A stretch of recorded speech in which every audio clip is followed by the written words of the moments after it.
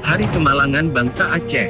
Surat pernyataan perang oleh Kerajaan Belanda terhadap Kerajaan Aceh Darussalam pada tanggal 26 Maret tahun 1873, dengan demikian pecahlah pertempuran sangat dahsyat di bumi Aceh dalam waktu yang sangat panjang, maka peristiwa ini mengakibatkan jatuh korban harta dan nyawa kedua belah pihak. Musibah atau kemalangan ini meluluhlantakkan segala segi kehidupan bangsa Aceh sampai saat ini.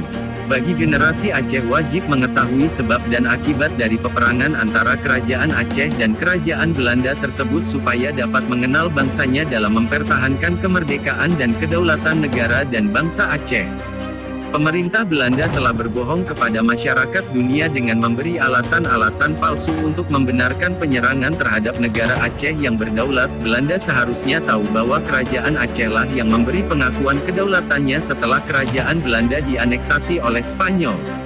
Belanda menyebarkan fitnah untuk melegalkan penyerangan terhadap Aceh, sehingga Perang Baru berakhir pada tahun 1942.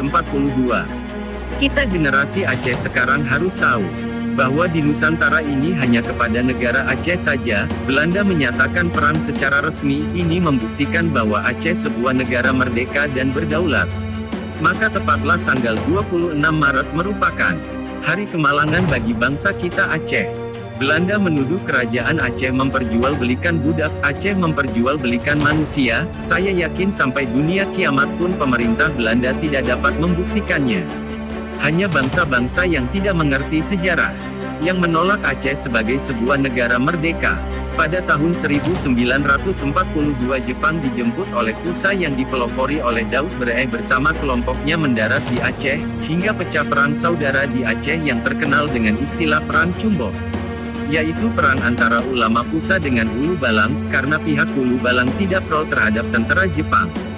Tengku Kok Klieng bersama rakyat Aceh berperang melawan Jepang sampailah hari yang ditentukan Amerika mengebom negeri Jepang pada tanggal 15 Agustus tahun 1945, maka Jepang pun keluar dari negeri Aceh.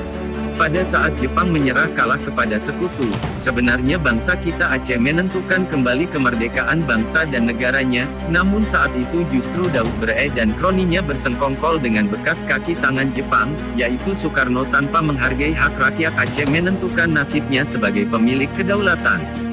Dapat diduga bahwa Daud Bereh menjadikan Soekarno sebagai teman barunya untuk menyelamatkan diri pribadi atas kebiadabannya membantai kaum Hulu Balang.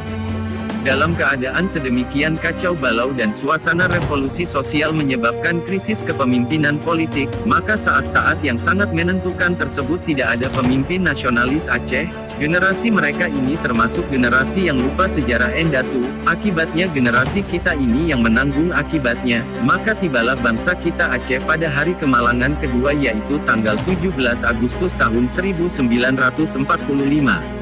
Pada tanggal 4 Desember tahun 1976 Tengku Hasan Muhammad di Tiro memproklamirkan ulang kemerdekaan negara Aceh di Gunung Halimon.